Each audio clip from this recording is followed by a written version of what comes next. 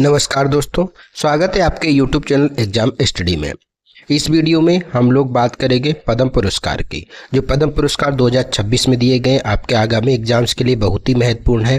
तो पद्म पुरस्कार में हम लोग 3 पुरस्कार देखते हैं, एक पद्म विभूषण, एक पद्म भूषण और एक पद्मश्री। तो हम लोग इसके बारे में विस्तृत रूप से चर्चा करेंगे। आपके आगामी जितने भी कॉम्पिटिटिव एग्जाम्स हैं उन सबके लिए बहुत ही महत्वपूर्ण रहेंगे। यहाँ से आपको 1-2 प्रश्न देखने को मिलते हैं। करेंट अफेयर का एक अच्छा टॉपिक है। आप लोगों को मैं यहाँ पे पीडीएफ के माध्यम से एक एक पॉइंट को बताऊंगा, जहाँ से क्वेश्चन पूछे जाते हैं उन सभी चीज़ों को कवर कर लेंगे। आप ये 10 मिनट के वीडियो में हर एक चीज़ को जहाँ से क्वेश्चन पूछा जाता है सभी चीज़ें कवर हो जाएंगी। चलिए शुरू करते हैं कि गणतंत्र दिवस की पूर्व संध्या पर केंद्र सरकार ने पद्म पुरस्कार 2026 का ऐलान किया।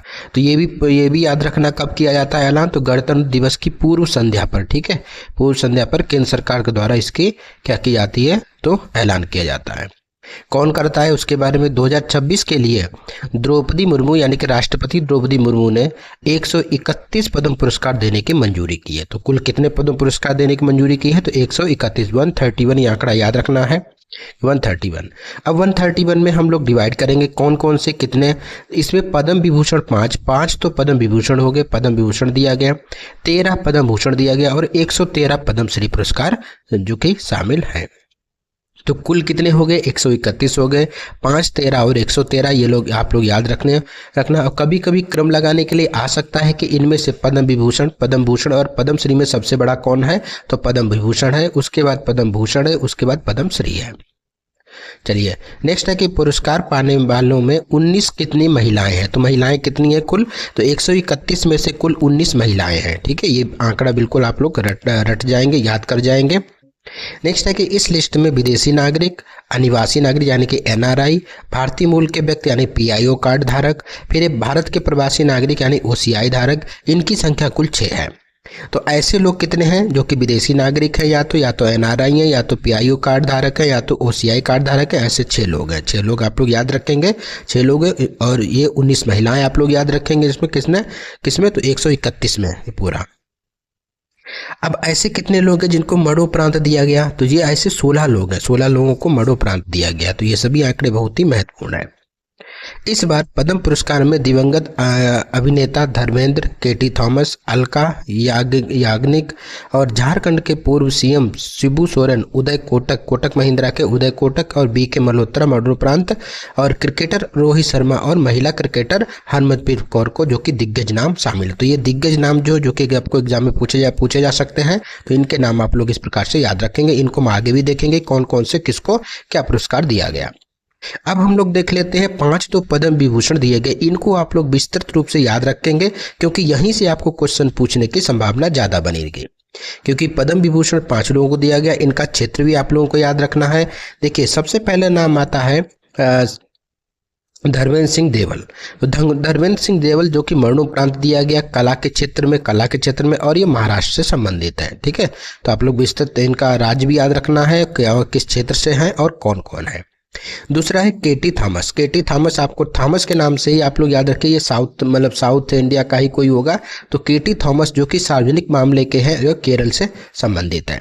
तो केटी थॉमस इनका मामले ये क्या है, तो सार्वजनिक मामले यानी कि जो पॉलिटिक्स वगैरह होते हैं तो उनको सार्वजनिक मामले में रखते हैं, सार्वजनिक मामले, और ये केरल से संबंधित है। तीसरा नाम आता है सुश्री यानी कि महिला है, सुश्री एन राजम। सुश्री एन राजम ये कला के क्षेत्र में है, ये उत्तर प्रदेश से संबंधित है। जो लोग यूपी पीसीएस का एग्जाम दे रहे हैं या यूपी से संबंधित जो भी एग्जाम दे रहे हैं, इनका नाम आप लोग विशेष रूप से याद रखेंगे कि उत्तर प्रदेश से संबंधित है सुश्री एन राजम। उसके बाद याद रखिए कि श्री पी नारायणन। तो श्री पी नारायणन इनका जो क्षेत्र है वो साहित्य और शिक्षा का क्षेत्र है, ये केरल से संबंधित है। उसके बाद है कि बीएस अच्युतानंदन। तो बीएस अच्युतानंदन जो कि मरणोपरांत ये भी सार्वजनिक मामले के हैं, ये केरल से संबंधित है। कुल केरल के 3 लोग हैं, एक उत्तर प्रदेश और एक महाराष्ट्र के। तो इस प्रकार से आप लोग ये 5 बिल्कुल याद रखना है, इनको 5 को। अब हम लोग चलते हैं पद्म भूषण 13। अब पद्म भूषण में आप लोगों को कौन कौन से याद रखने हैं वो मैं आपको बता दूंगा, क्योंकि यहाँ पे आपको 13 को 13 नहीं याद रखना है। हाँ, एक बार आप लोग यहाँ पे जो पीडीएफ है, पीडीएफ में मैंने सभी दे दिया है, तो एक बार आप लोग नजर जरूर डालेंगे कि हाँ जैसे कि अगर हम ये बात करें कि ये भगत सिंह कोश्यारी जो कि राज्यपाल भी थे, भगत सिंह कोश्यारी जो कि सार्वजनिक मामले उत्तराखंड, ठीक है। ऐसे जो है कुछ कुछ चीज़ें आप लोग याद रखेंगे। अब इसमें से फिर आ जाओ शिबू सोरेन। तो शिबू सोरेन को कौन सा दिया गया, तो ये झारखंड के पूर्व सीएम रह चुके हैं शिबू सोरेन, और ये इनको मरणोपरांत दिया गया। तो ये क्या किससे संबंधित है, ये पद्म भूषण दिया गया, ठीक है। पद्म भूषण की तो शिबू सोरेन को। साथ साथ में कोटक महिंद्रा के जो है फाउंडर तो उदय कोटक, ये व्यापार और उद्योग क्षेत्र इनका, ये महाराष्ट्र थे। ये दोनों नाम आप लोगों को याद रखने हैं कि इन दोनों लोगों को कौन सा, तो पद्म भूषण दिया गया। पद्म भूषण 2013 में शामिल है। उसके बाद आ जाते हैं हम लोग पद्मश्री। पद्मश्री 113 को दिया गया। तो आप लोगों को ये आंकड़ा याद होगा कि पद्म भूषण कितना दिया गया, तो पद्म भूषण दिया गया कितना, 13 को, ठीक है। अब पद्म विभूषण कितना दिया गया, 5 को, और पद्मश्री दिया गया 113 को। कुल बराबर हो गए 131, कुल 131 दिया गया, ठीक है। चलिए अब देख लेते हैं पद्मश्री। पद्मश्री में कौन कौन सी इंपॉर्टेंट है उनको एक बार आप लोग देखेंगे। देखिए यहाँ पे पूरी लिस्ट में पीडीएफ के माध्यम से आप लोगों को उपलब्ध करा दूंगा। आप लोग हमारा टेलीग्राम चैनल जो है उसको ज्वाइन कर लीजिए, वहाँ पे आपको विधिवत रूप से पीडीएफ प्राप्त हो जाएगी। यहाँ पे आप लोग देखेंगे कि पद्मश्री जो कि आपको पद्मश्री खिलाड़ियों को नाम जरूर याद रखना है। जैसे ये क्रिकेटर है कौन, तो हरमनप्रीत सिंह कौर। तो हरमनप्रीत कौर भुल्लर जो कि खेल से संबंधित है, पंजाब राज्य से संबंधित है, और खेल कौन सा इनका है, क्रिकेट से संबंधित है। ये आपका इंपॉर्टेंट रहेगा। उसके बाद पद्मश्री में दिया गया आपको ये रोहित शर्मा। तो क्रिकेटर में दोनों क्रिकेटर का नाम आप लोग याद रखेंगे। महिला क्रिकेटर में हरमनप्रीत कौर, और पुरुष में क्रिकेटर में तो रोहित शर्मा को दिया गया कौन सा, तो पद्मश्री पुरस्कार दिया गया, जो कि 113 में ये शामिल है दो नाम। तीसरा नाम याद रखना है खेल में ही कि सविता पूनिया को दिया गया। ये खेल से संबंधित है, हरियाणा से संबंधित है, ठीक है। तो सविता पूनिया को भी पद्मश्री से सम्मानित किया गया। और इसमें देख लेते हैं तो इतना इंपॉर्टेंट नहीं है, लेकिन आप लोग एक दृष्टि आप लोग इस पर जरूर डाल लेंगे कि कौन कौन सा है। तो इसको मैं पीडीएफ आप लोगों को टेलीग्राम चैनल पे उपलब्ध करवा दूंगा। आप लोग टेलीग्राम चैनल का लिंक जो है डिस्क्रिप्शन बॉक्स में दिया गया है।